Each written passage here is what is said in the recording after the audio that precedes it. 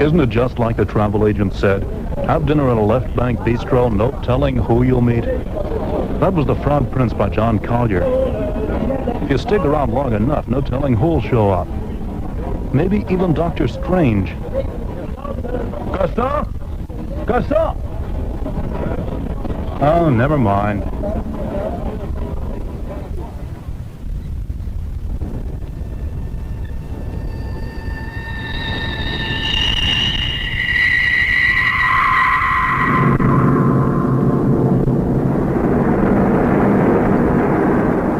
Men call him Dr. Strange and speak his name in whispers.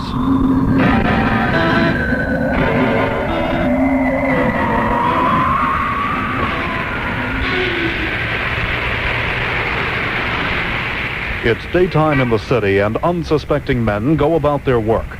The astral body of Dr. Strange, tired from travel and travail in distant lands, casts no shadow as it glides almost silently towards the Master's retreat, there to rejoin his physical form.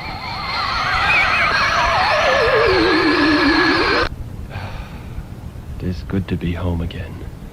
Now I can rest, knowing that Mordo will not trouble me for a long time. But no sooner does the man of mystery regain his mortal body than he finds himself in the grip of a powerful spell. Why? Only one man has the power to cast this spell, but why? Suddenly, halfway around the world, Dr. Strange receives his answer. Guruji. Say no more, my child. We are not alone. I have called you for a very special reason. Look to your left through the eye of the amulet and tell me what you see. A spirit form? An Ifrit? Does he dare to menace you, Master? No, my pupil. He is merely a messenger from the Dread Dormammu. Dormammu? The most powerful of the dwellers of the disputed dimension? What does he want of us? Many years ago, that dimension was called disputed, but his name is no longer suitable, for Dormammu is its sole master. Were he content with that, you could rest, Stephen. But now he plans to enter the dimension of men. Yet I am too aged, too weary to stop him. Say no more, my teacher. I shall confront him. My child, were it not for his slaves, such as this Ifrit here, Dormammu might not even perceive your attack, though you hurled your most powerful spells. Then please, Master, dispatch him at once to announce me to Dormammu. Ah, it is what I hoped you would say, my pupil. Be gone then at once. You know I'll answer. You will regret this day, both of you. That spirit was itself once a lord in their world. Even as Dormammu's slave, he retains awesome powers. Their world is fraught with dangers. In the end, you will need more than I have taught you, for even I, at the height of my power, was unable to defeat Dormammu. Now, though surprise avails you not, Sheila, you must depart at once. Take care you meet Dormammu neither before nor long after his messenger returns. It were best you fought him while his anger can help as well as crush you. May Rudra prepare you a way.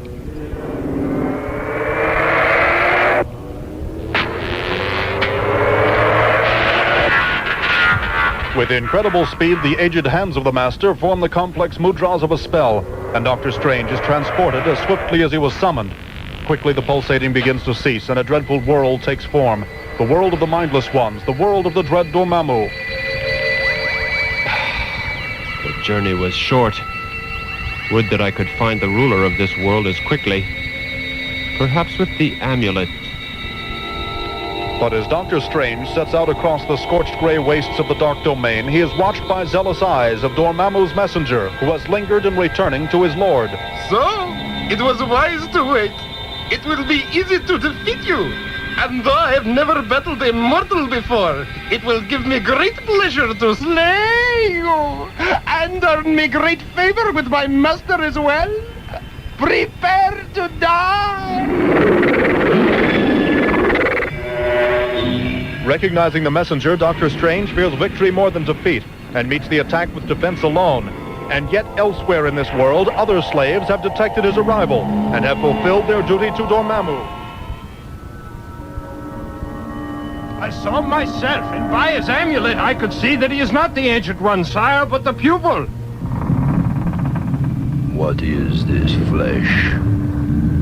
How can it so rise to mock me? Where is the Ancient One?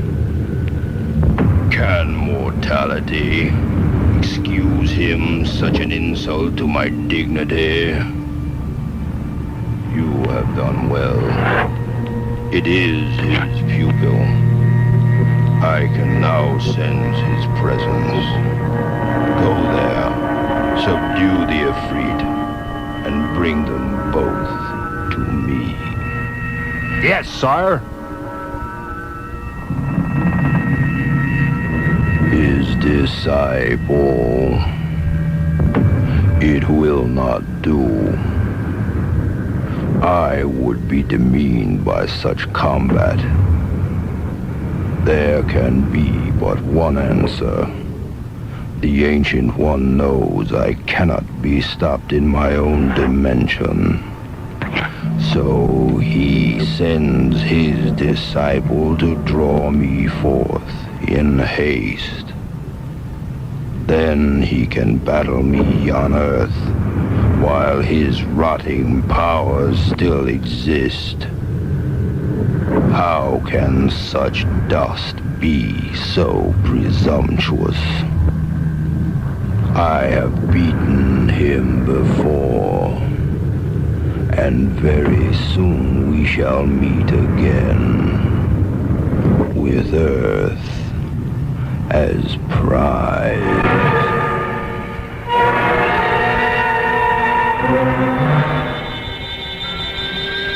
On the wasted plain outside, the battle between Doctor Strange and the Ifrit takes a sudden turn. I cannot move. This is not your doing, mortal, but the palace watch. Dormammu knows we are here. Quiet! Dormammu knows more than you can find words to suggest. He sends for you. You too, sorcerer. Come with me or be dragged. Eager to retain what strength he has left, the master of the mystic arts remains silent, and soon he and the Ifrit are brought into the presence of Dormammu.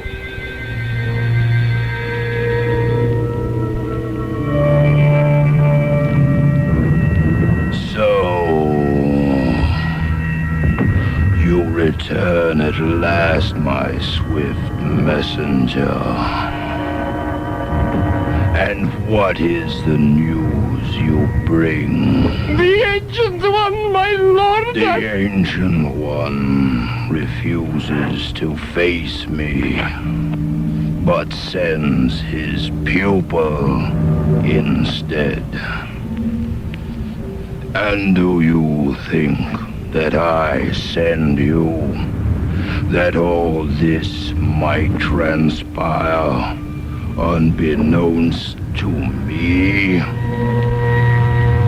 I could have entered their world and scotched this vile mockery, but you... Mercy, sire. I only sought to relieve you of the indignity of slave. Enough of your lies.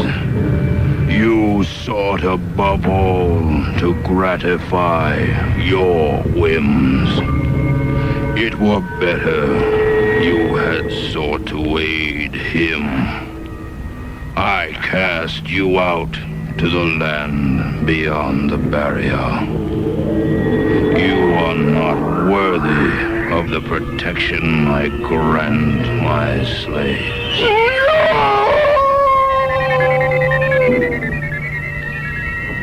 Should I call on him again, he will not linger.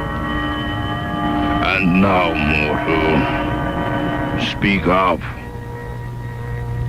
Let us have your message.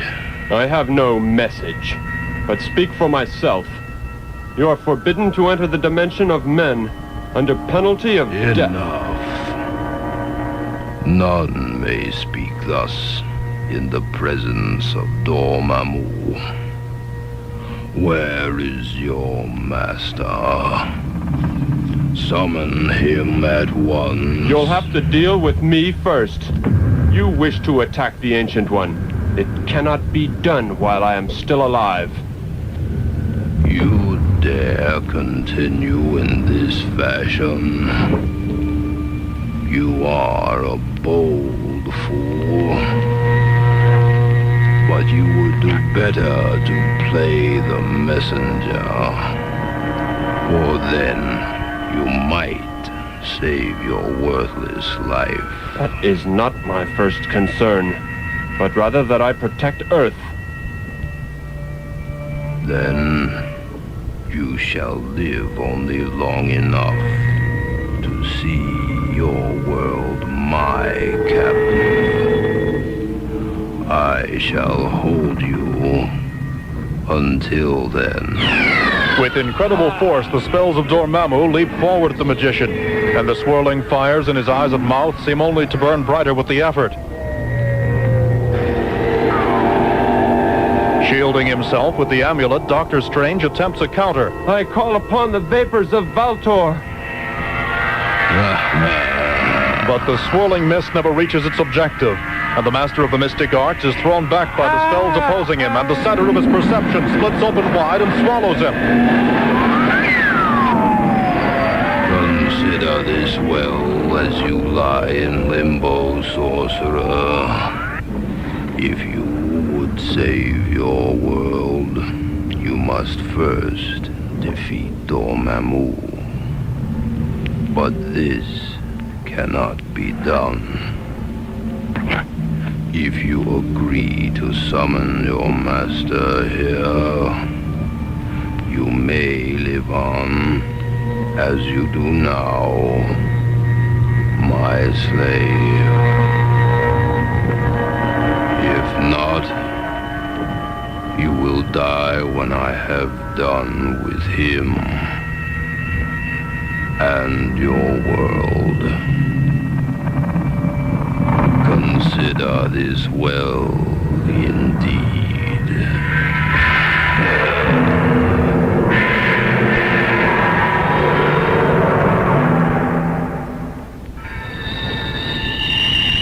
Alone in an alien dimension, captive of the most powerful of the Lords of Black Magic, Doctor Strange is about to fight the battle of his life, and the fate of the world is at stake.